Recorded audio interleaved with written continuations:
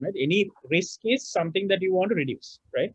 So this is just to give you a broad idea. So one is risk avoidance. Can you figure out how to avoid risk, right?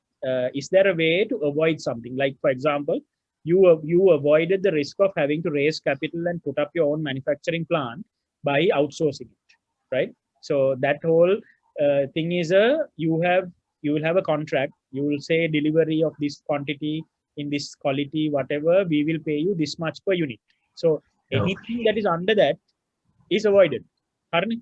So, Correct. right? So, and then risk mitigation. Find ways to associate, different types of risks that you will come across. How do you mitigate, right? Uh, Insurance, that's risk transfer. So you figure out a way. If there's something that you can't do any of these things, you need to. So, for example, liability.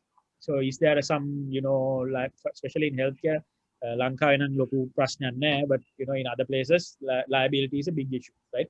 And the liability can sink the company, right? So, how can you transfer some of that, right?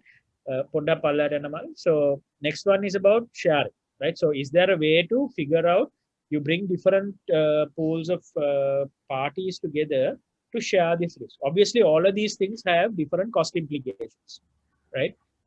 So when you have these cost implications, you need to figure out what's the best for you in terms of this thing.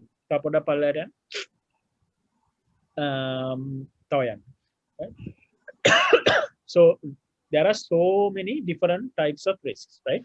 The thing is this: at each stage, all of these things, the complexity and the amount of input that you need to put in these things will change over time. When you become very successful, very big, you will have dedicated people managing your risk.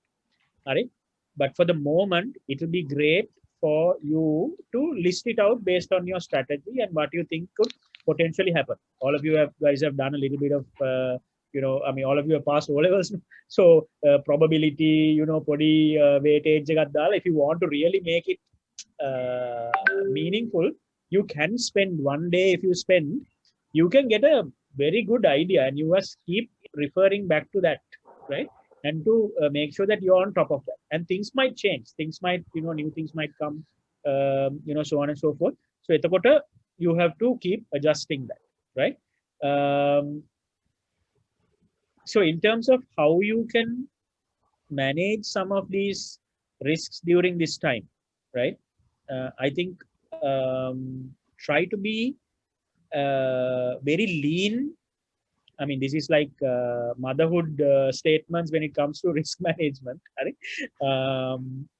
Don't try to incur any costs, especially not recurring fixed costs during this time. Right? Because markets are very volatile. You don't know what's going to come up and down, and there's this thing. Don't try to incur costs that are recurring, substantial, this thing kind of way. If you can move your costs, any fixed costs to variable costs, right? Things that are associated with the product output that you're making, not something that you're going to incur regardless of whether you have 1 unit or whether you have 10 million units. ඒ වගේ දේවල් අර පැත්තට ගෙනියන්න පුළුවන් නම් ඒක කරගන්න, right? Because otherwise you are not tying it with your business activity current time, because of volatility. Try to be as lean and as very frugal, right, as possible, because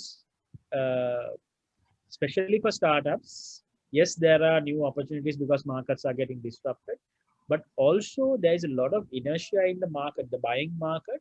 Yeah, they are not really especially for enterprise, business related activities, those things are getting postponed, right? So like, you can't really go all out and try to do these things which might incur costs, right, and risk. So the main thing here, okay, so that is the premise. So I hope I have